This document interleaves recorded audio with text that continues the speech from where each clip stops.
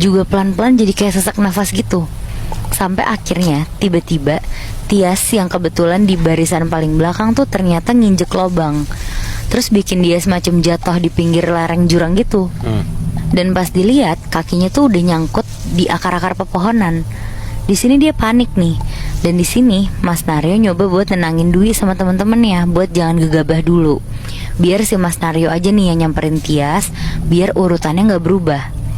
Tapi karena Tias kelihatan teriak-teriak histeris, Boni langsung sigap aja tuh lari nyamperin Tias, disusul sama Dwi di urutan barisan paling depan. Mereka kayak nggak ngikutin perintah si Mas Naryo. Mas Naryo tuh ngelihat itu langsung kaget kan, karena langsung berantakan kan barisan mereka. Dia langsung buru-buru lari biar secara posisi masih sama lah paling depan. Di situ nggak lupa si Mas Naryo nih nyuruh Debbie buat tetap ngikutin arah lari mereka. Dan udah tuh Mas Naryo, Dwi sama Boni saling bantu lah buat nyelamatin Tias yang posisinya beneran udah dikit lagi jatuh ke jurang. Baru juga nyelamatin Tias, pas masih pada duduk di tanah gitu, tiba-tiba loncengnya bunyi kenceng banget bertubi-tubi Moy, Bi. Di sini semuanya langsung kaget. Terus pas pelan-pelan nengok ke belakang, ternyata Debbie tuh udah berdiri diem jauh dari mereka. Sama Mas Naryo, si Debbie ini langsung disamperin, terus ditanya-tanyain. Tapi Debbie diem aja tuh sambil terus senyum-senyum aneh gitu. Dan untuk pertama kalinya di sini, Mas Naryo tuh kelihatan sedikit panik nih. Dan abis itu pokoknya Mas Naryo cuma nyuruh Dwi dan rombongannya untuk buru-buru cepetin langkahnya biar bisa istirahat di tempat pemberhentian berikutnya. Di situ Dwi, Boni, bahkan Tias pun tuh ngerasain perasaan yang sama. Ngerasa kalau Debbie ini tuh tiba-tiba berubah.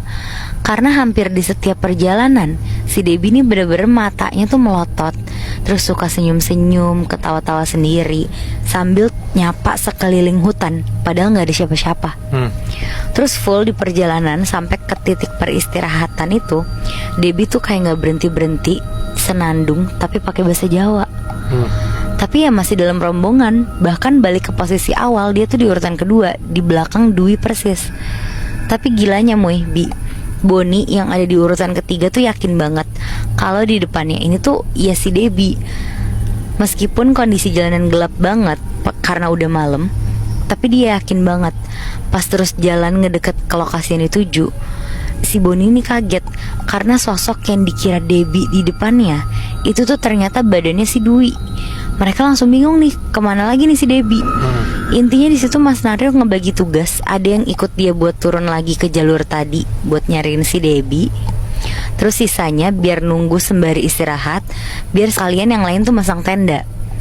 Dan akhirnya Dwi lah yang nemenin si Mas Naryo. Kondisi di situ makin parah karena pelan-pelan pas Dwi sama Mas Naryo turun gunung lagi, tiba-tiba tuh hujan deras. Tapi di tengah suara hujan, Dwi tuh masih bisa ngedengar dari kejauhan kayak ada suara senandung Jawa gitu. Mirip banget lah sama suaranya Debbie.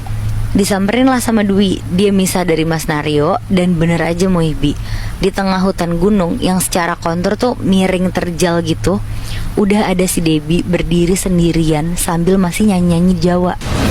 Tapi gilanya lagi, kan ini hujan deras, tapi Debbie tuh malah kayak ngelepas pakaiannya gitu, kayak gak kedinginan sama sekali.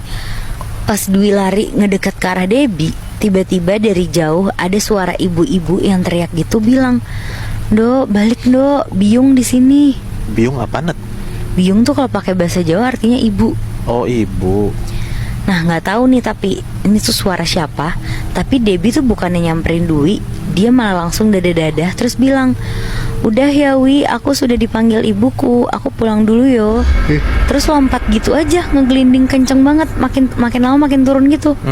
Kayak orang yang jatuh ke jurang gitu Moibi. Dan lama-kelamaan bener-bener hilang tuh si Debbie. Udah pokoknya ini jadi terakhir kalinya Dwi ngelihat sosok si Debbie. Wow. Pas Mas Naryo nyamperin Dwi pun, dia beneran gak bisa ngomong apa-apa saking gak percaya sama apa yang dia lihat. Tapi intinya untuk beberapa hari setelahnya, atas laporan warga ke pihak kampus, akhirnya dikerahin lah tim SAR buat nyari keberadaan dari Debbie. Beberapa hari jujur yang ketemu cuma pakaian Debbie yang dia buka tadi itu. Bahkan pas tim SAR nyusurin jurang arah Debbie ngegelinding, itu tuh juga gak ditemuin apa-apa. Sampai sekarang sosok Debbie ini tuh masih belum juga ketemu. Dwi dan teman-temannya akhirnya udah mutusin buat pensiun dari dunia pendakian karena traumanya mereka ini. Anjir, Lu bayangin Bi, kayak temen deket lo naik gunung bareng terus hilang gitu aja karena yang nggak ngikutin rules yang ada di gunung itu gitu kan. Ya traumanya pasti sampai sekarang sih. Maksudnya kalau gue memposisikan diri gue sebagai si Dwi itu ya, melihat temen gue hilang sih, pasti ada ketakutan sendiri buat balik lagi ke sana ya. Cheers, semoga bisa ketemu deh temennya itu.